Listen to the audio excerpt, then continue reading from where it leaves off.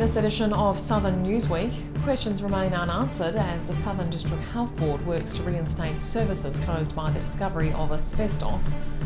Redevelopment and expansion plans bring a new home for displaced polytechnic staff, and a celebration for sister cities, a special milestone for Dunedin's relationship with Japan.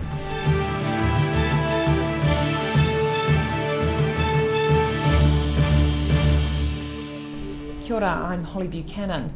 Cleaners are continuing to remove asbestos from throughout Dunedin Hospital. The Southern District Health Board is focusing on getting patient services back to normal as soon as possible. But big questions remain about the impact of the problem. Cordoned off until further notice. Parts of Dunedin Hospital remain out of bounds while cleaners are working to remove asbestos. The Southern DHB is focusing on fixing the problem so public health services can start operating in full once again. We took immediate action to isolate those areas and to do workarounds so there was minimal disruption to patient and staff, and we're continuing to do that to clean up areas, to retest them, to make sure that they're safe for people to move back into. Asbestos has contaminated the hospital's ultrasound department as well as the mortuary. It's also been found in a main stairwell and corridor and in several laboratories. Heatley admits the DHB's known of asbestos in the building for decades, but thought it was stable until tests came back positive. It's not known when all services will be up and running again. Obviously we'd want to do it as quickly as possible so that services are disrupted as least as possible, but we want to do it thoroughly and we want to do it properly. The cost of the problem's also unknown at this stage, but it's expected to be in the hundreds of thousands of dollars. Regular testing for asbestos will continue. Heatley remains adamant that the risk to residents is low. We've got a big responsibility to reassure the public and to continually reinforce the message that the risk is minimal to negligible, and that comes from our medical and technical experts. She says the Southern DHB is trying to reduce risk in the long term.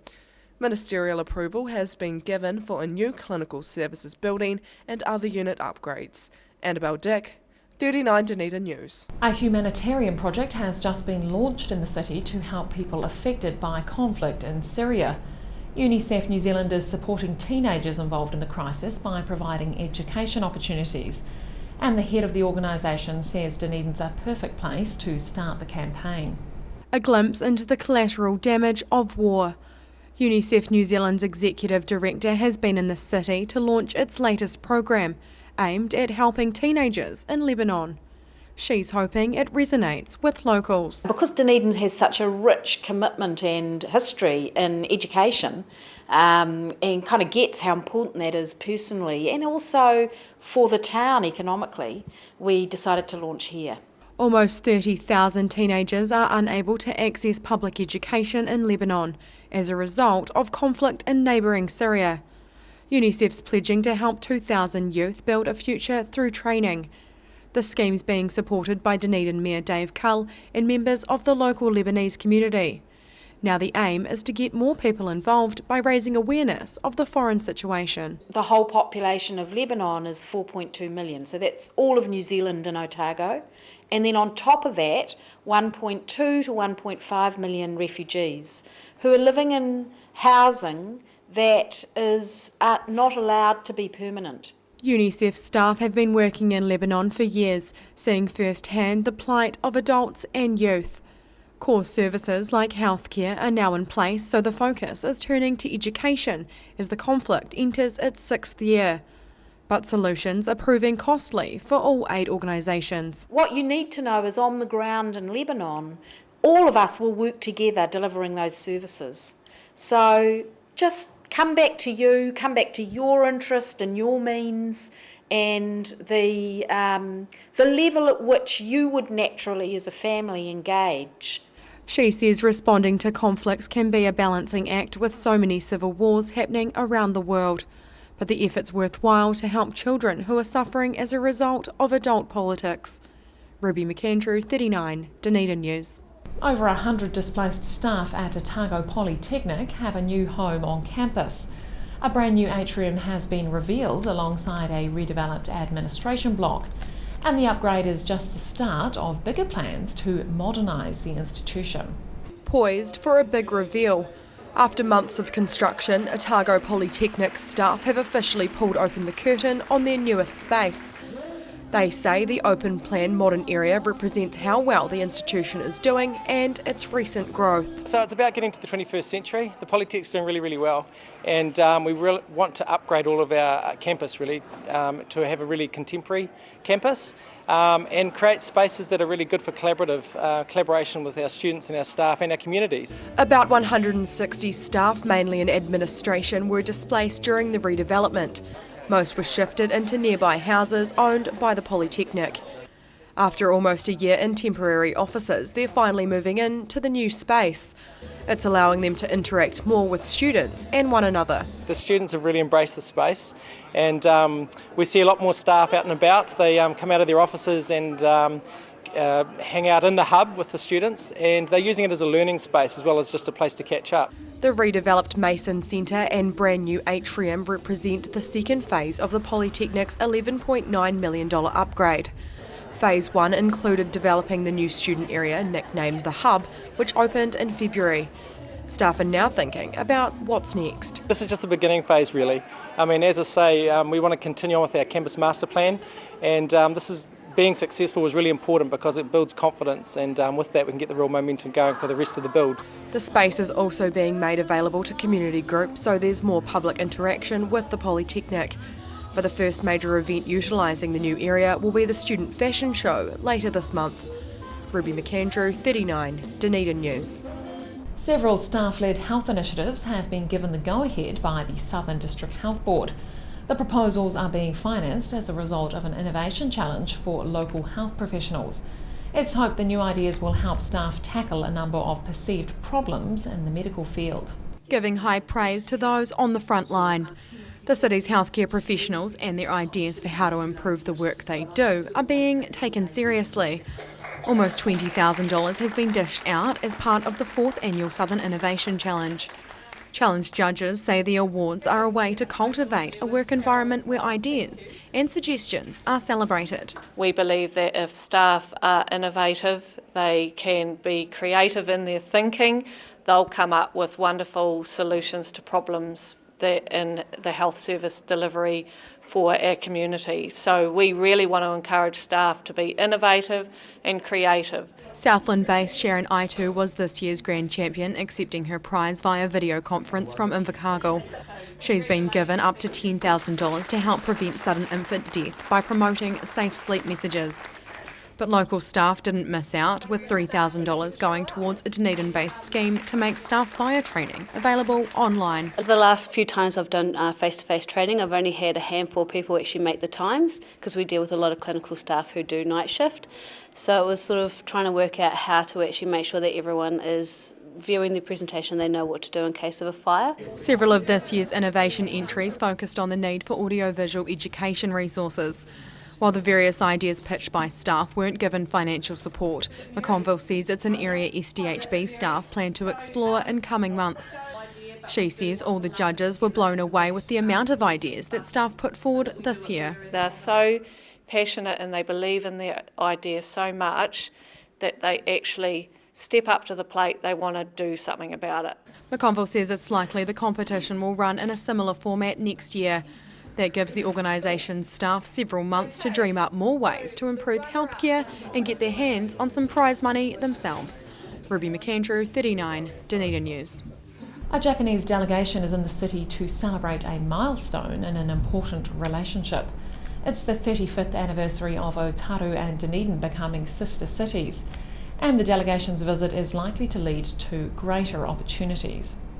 Tokens of a long-lasting friendship. Delegates from the Japanese city of Otaru are exchanging gifts as part of their sister city visit to Dunedin. The relationship has been fostered for more than 3 decades and has special significance for both parties. We're developing and have developed connections between the universities, between the museums, and as was mentioned, there are exchanges of school kids who go across backwards and forwards. The small delegation is spending 2 days in the city. Local council staff are holding several events to celebrate the occasion. That includes a photo exhibition illustrating the likeness between the two cities, which goes beyond the physical realm. The cities are quite similar in the challenges they face, economic challenges, demographic challenges, ageing populations, etc. And so we'll be looking at whether there are things we can learn from each other. He says the anniversary visit is also an opportunity to grow the local economy through business and education. Otaru leaders are seeing the same benefits and are wanting to establish more one-on-one relationships. Currently, our youth exchange programs are the strongest exchange programs. We'd like to continue that, but also we would like to expand based on these strong programs to other cultural and economic and more people-to-people relationships in general. Delegates will spend their time discussing the future of the sister city relationship and how to deepen them ties over the next 35 years. Annabelle Dick, 39 Dunedin News. Still to come on Southern Newsweek, graduates from the class of 1954 revisit University of Otago for what could be their last reunion. And a local musician is doing his bit to help raise millions for the Blind Foundation.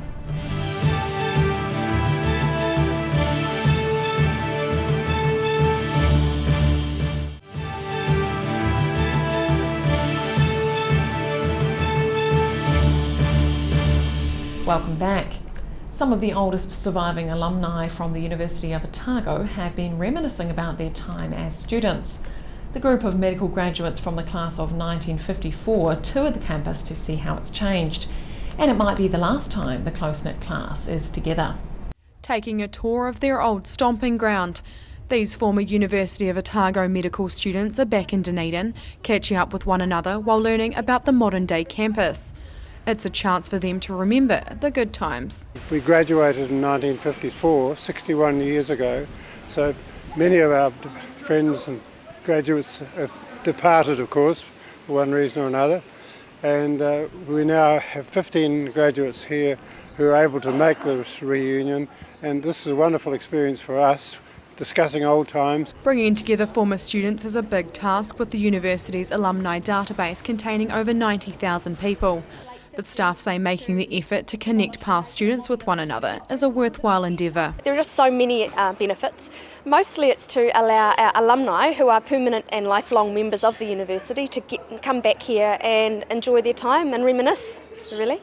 She says tracking down entire classes is achievable even after 60 years, as many former students stay in touch.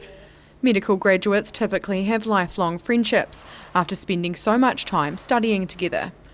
This class is no exception, consistently making time to celebrate important milestones. We've had a reunion on round about every 2 or 3 years since, and we had our 50th anniversary since we graduated. We held in Dunedin, but the others have been some mostly larger centres, but some of the smaller centres as well. He suspects this will be one of their last reunions, with many members now in their 90s. It's making this get-together even more special for the class of 54. Ruby McAndrew, 39, Dunedin News. A local teenager is preparing to attend the Hague International Model United Nations Conference in January. She's the only secondary school pupil from Otago to be selected for the Netherlands event, and already it's influencing her career plans. Preparing for the trip of a lifetime, Bayfield High School pupil Anna Cooper is one of just a handful of New Zealanders selected for the upcoming Model United Nations. The Year 13 student will be the only Otago teenager at the event and is looking forward to mingling with like-minded peers from around the world. It's just that everyone's very passionate and interested in the issues, so everyone genuinely wants to look around. She participated in a UN event last year in Dunedin before attending a national conference earlier this year. That inspired her to seek involvement at an international level. Once you get involved, you kind of want to keep going because there's just great people that you meet and it's just a fun time. 22 Kiwi students have been invited to participate in the global conference, which is a 5-day simulation of the United Nations. They'll be representing Russia during discussions about the theme of sustainable urbanisation.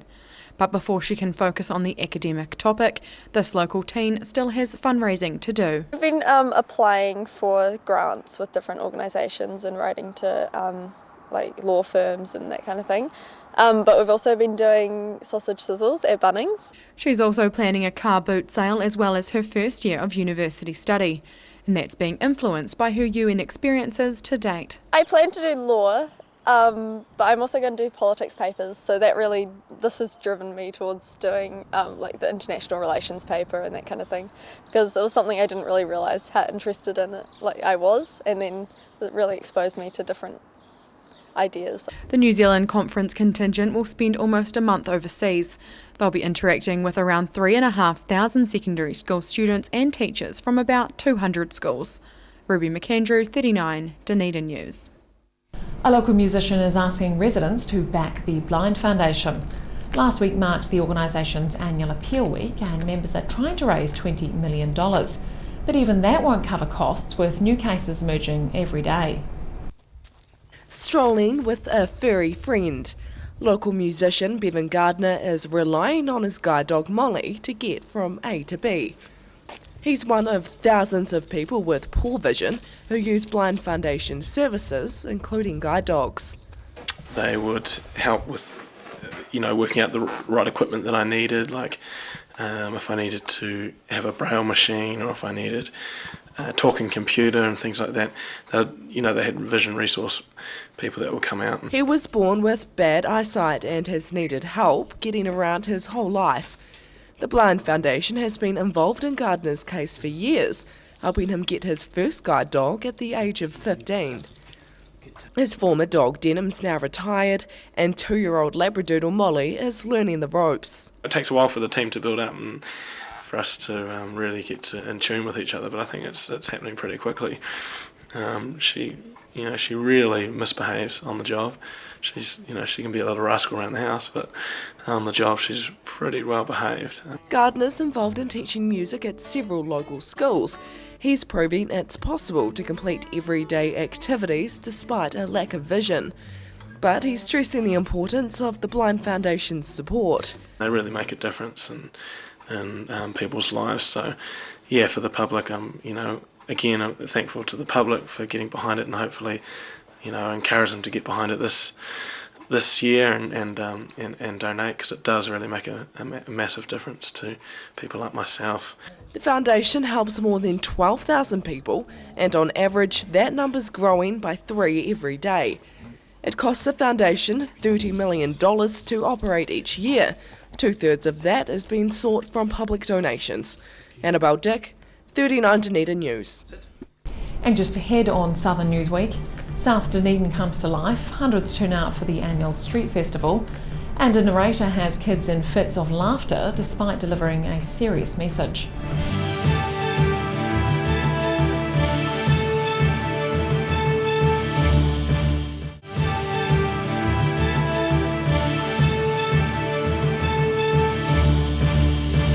Welcome back. The annual South Dunedin Street Festival has again proved popular with residents. Hundreds of people gathered at the weekend to celebrate the suburb's eclectic community, and the event has injected some positivity into an area that's had a rough year. Celebrating one of the city's most diverse areas. Colourful stalls and live music brought King Edward Street alive once again for the 4th annual South Dunedin Street Festival. Organisers say this year's event seemed a little quieter, as blustery winds kept some people away, but they're happy the event successfully shown the suburb in a positive light. People often see South Dunedin in negative terms. The floods proved the negativity is skin deep, and people are really there for each other. Eager punters were treated to dozens of food options among the 60 stalls lining the street. But it was the jam-packed performance stage that was a real crowd pleaser, getting people dancing while giving young musicians some exposure. Some of them are pretty young, just starting out, and it's a chance for them to get on a stage and perform in front of people, and with all the lift and confidence that brings. Others are well-established performers wanting to give a little back to the communities that they come from. The festival isn't designed to be a money spinner, with organisers relying on donations and grants to run the event. Any profits will go into organising next year's festival, ensuring community members have something to look forward to. It's hoped the event has provided some much needed relief for residents who have had a hard time recently. It's been a tough winter for many of the people in this community, and if they've had a good day today, that's all we really want them to take home, a bit of fun. The festival's now firmly entrenched in the South Dunedin calendar.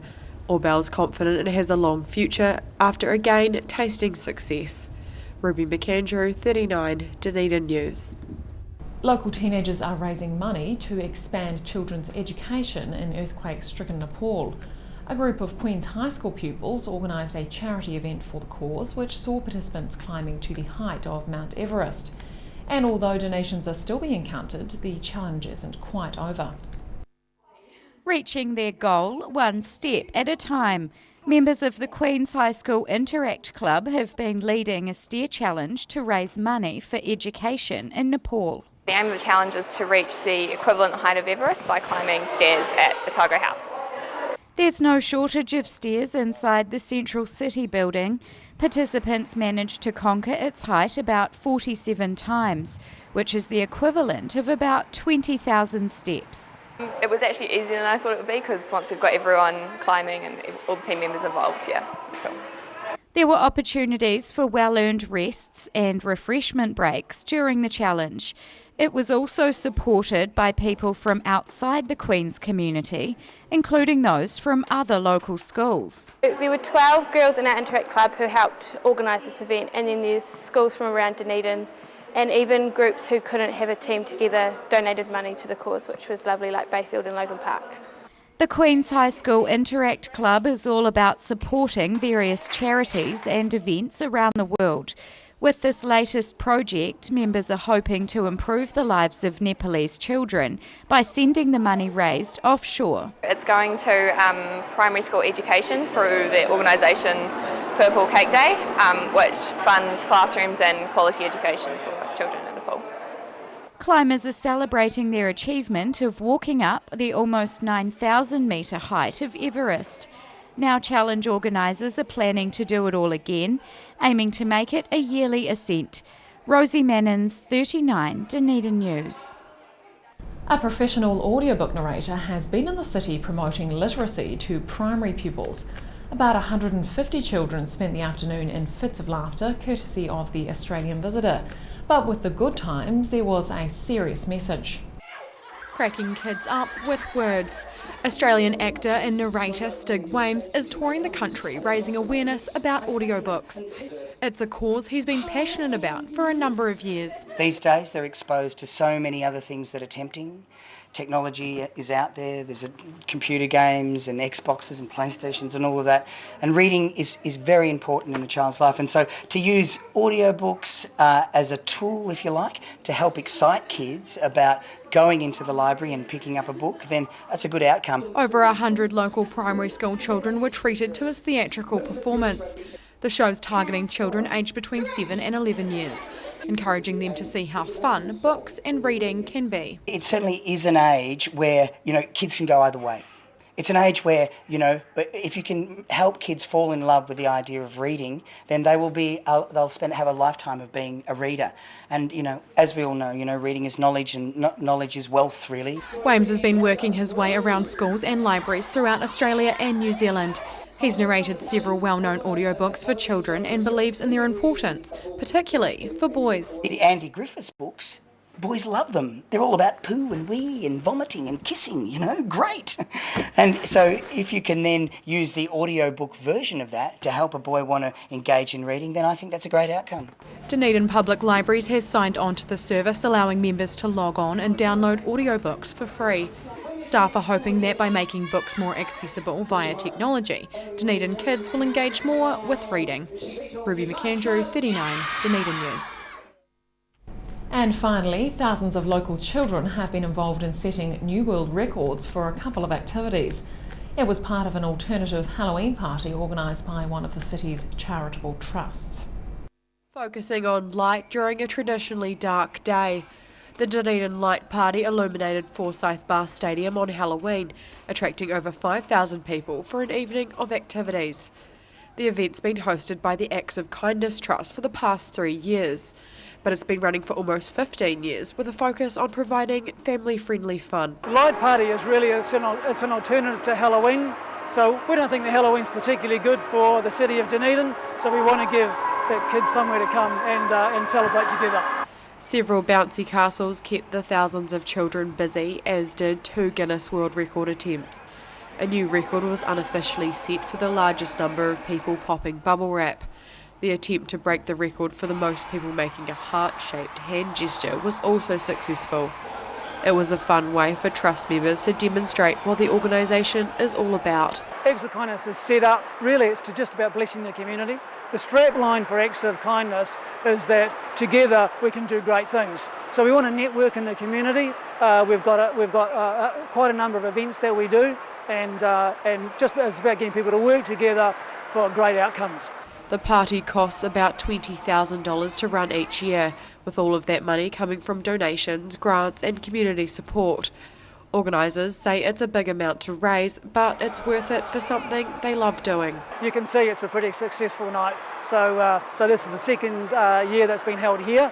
The stadium have been very generous towards making this awesome event facility available to us.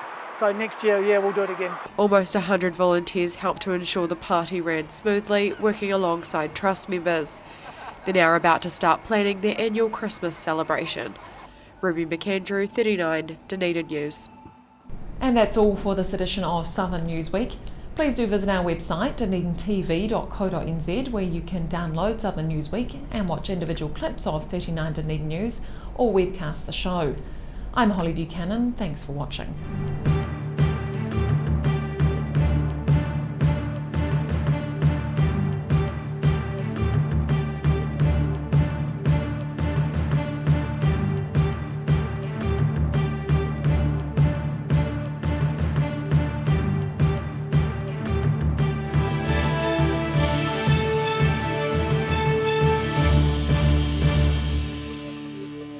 Supporting local content so you can see more of New Zealand on air.